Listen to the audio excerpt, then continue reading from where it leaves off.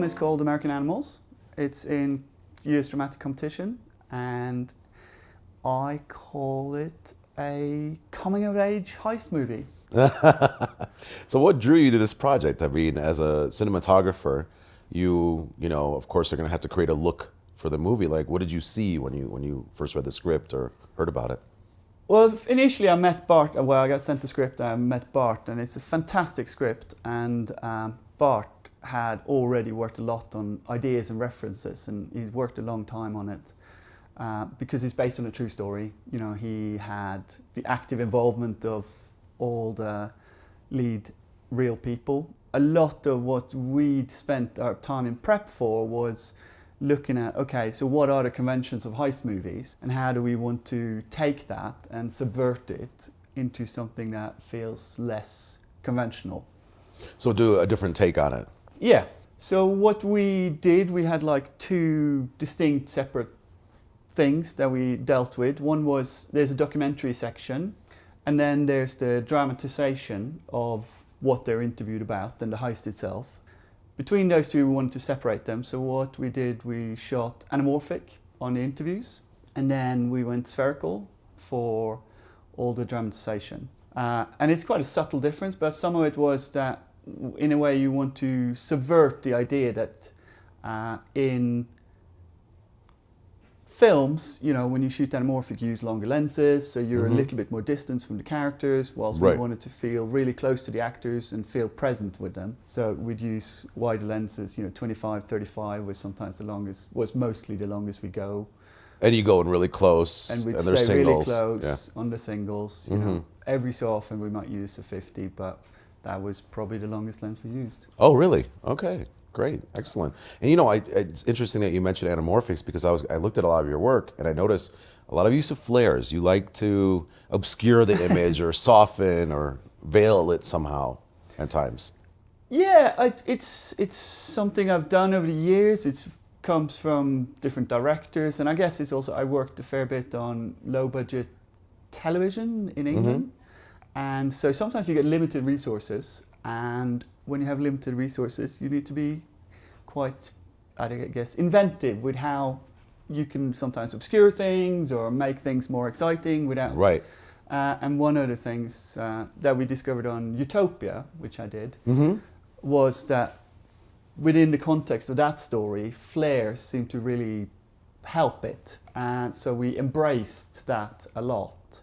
And in that TV series, we shot something like 80% on the ZEISS 18mm super speed. Oh, okay. So virtually all of that show has been shot on that. And so all those flares that came from the natural look of the 18mm super speed there, which we just bashed as much light into the lens as we could. So you were having like lamps set up specially just to throw light in there? Are you doing something different with a matte box or the filtration at all? A lot of the time I would not have a matte box. So that would help. So that helps, Yeah. you know, because then the flares become circular and true, and you get the rainbow effect if you want that. Yeah. When you talk about not having the matte box, then you didn't have filtration either. Are you relying on the lens to give you the look that you want, or? So on American Animals, we shot with, it's a small filter pack, and it's just, you know, to differentiate between winter or summer, because you're shooting everything in one time. You know, I'd use things like 801EF, or I'd have a CC30 yellow. I'd often put a CC30 cyan on night scenes, just to cool off, you know, all the orange sodiums a little bit when for grading. And so that always lived on the camera. So you're really creating the look that you want in camera. Now, do you work with on-set, you know, colorists or near-set dailies or anything like that to make sure that ensures that the pipeline's going to go through to post? Well, I tend to set up a look a lot. Right. From the word go, and then that stays all the way through. It's the same LUT regardless.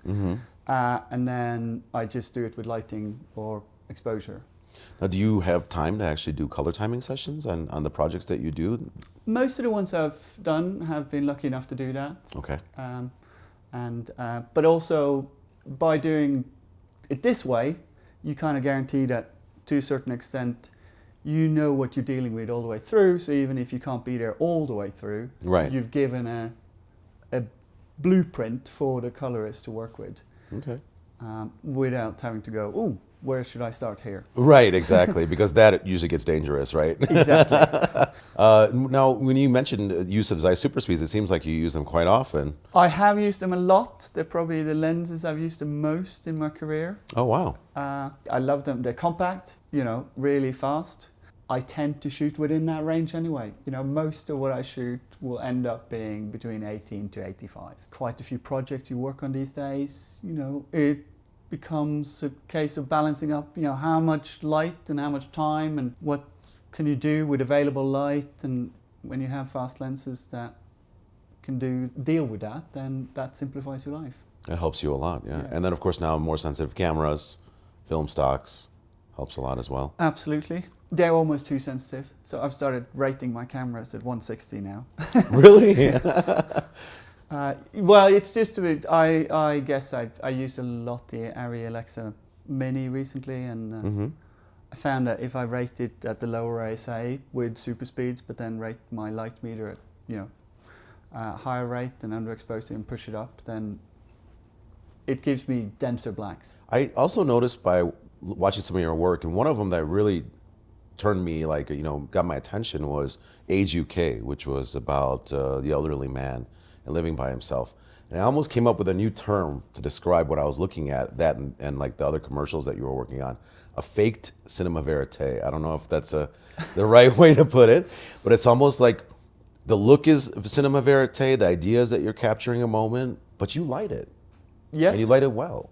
Yeah, it's that fine line of what's real and what gives an audience a sense of realism, without having to let the camera physically do a lot of work for you. So on that one, of course, we had 3 days to create 4 seasons, which is always a challenge, especially in England in November. So again, there is a case of trying to use the lenses and the lighting to your advantage, but at the same time, try and create frames that feel like you could have just shown up. Mm-hmm. And if you're using focal lengths between 18 and 85, because really that's what the super speed set is, then you're close to your actors Yes. in most situations. Yes. And how is that, is that your style? Do you like being close? It's not voyeuristic, it's almost like the camera's part of the action, right? It's a character itself. Yeah, I mean, it depends on your point of view, but I always feel that the best way of being inside the action is that the camera physically is inside the action. Because then I feel that as a viewer, you are part of the action. Because our eyes are fixed focal lengths. They don't move around. Now, we might perceive them because you focus differently, but the field of view is pretty fixed anyway. And so I end up liking to be physically close to the actors. And then now you're an international DP because you quite frankly have shot all over the world at this point. Yes. I don't know if I'd call myself international, but I have shot all over the world. That is true. Yeah, looking at your photography, it looks like you like taking travel photos and, again, capturing moments. That's what I really felt by looking at your photographs, that you're trying to capture moments. You're not trying to make things posed or pretty, but you're trying to see what it is already there. Yes. I think the thing with photography, when you work in cinematography, is cinematography is such a pressurized world of coming in on time, making it look right, on time, and then moving on and doing it again, all the time, every day, 12 hours a day, that it's easy to forget that nature and real life is just amazing by itself. Yeah. And so photography, for me, is about rediscovering those moments where you're just there with the camera in the moment, or making sure that you're not trying to impose something. Because therefore later on when you come into a pressurized situation, you can go, oh, I can recreate that moment. Yeah. That works. You've mentioned a few times now that you use ZEISS lenses. Yes. So what is it that drew you to ZEISS lenses? Did you use them on projects early on and it worked for you? Did it help you create the look that you're going for? So when I first started out working,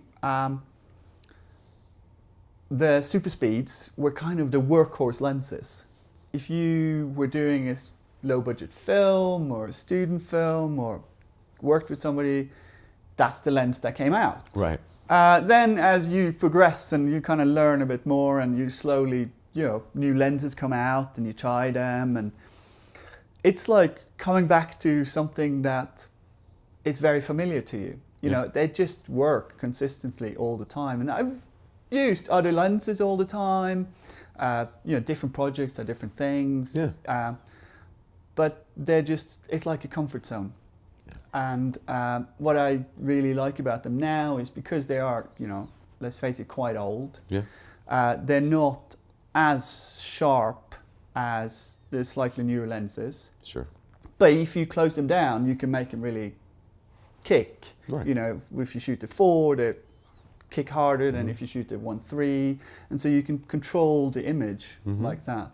Whilst I find a lot of newer lenses, they just work perfectly, consistently across the range. Across the range, yeah. Which is brilliant, which is how you should design lenses. But I guess I've gotten used to being, okay, this is a close-up, let's soften it up a little bit, let's just put a ND1 in and and open up a bit. And then you just get a bit more creamier. And sure. That's, I guess, the main reason I've ended up with those for so many years. No, I mean, it makes perfect sense. Like, you need to get the appropriate tool for the job that you're doing. So, of course, you're going to make the choice that fits in there. If you had to make a film tomorrow, yes, okay, that's like your baby, like you get to decide what that film's all about. That's a very short notice, but yes, tomorrow, not a lot of prep. You better be ready on set, okay? How would you shoot that? Like, what are you looking to do? What is a project that you're really looking forward to sinking your teeth into? Cinematography-wise. Cinematography-wise. Well, I've been incredibly lucky over the years. I keep varying what I get to do, and I try to do that. So I guess I'm just always interested in interesting stories. Yeah. And it doesn't really matter what genre it is. Yes. As long as the characters and the story feels like it has something that connects with me. And of course that's individual for everybody. But I guess I grew up reading lots and lots of adventure books, so I wouldn't mind doing an adventure film at some point. Oh, okay. Yeah. Very nice. Well, thank you so much for joining us here in Park City. And Ole, it was a wonderful opportunity to be able to speak with you. I really had a good time. And thank you so much for doing this. Pleasure. We really appreciate it. Thank you for having me. Thank you so much for coming. Brilliant. Thank you.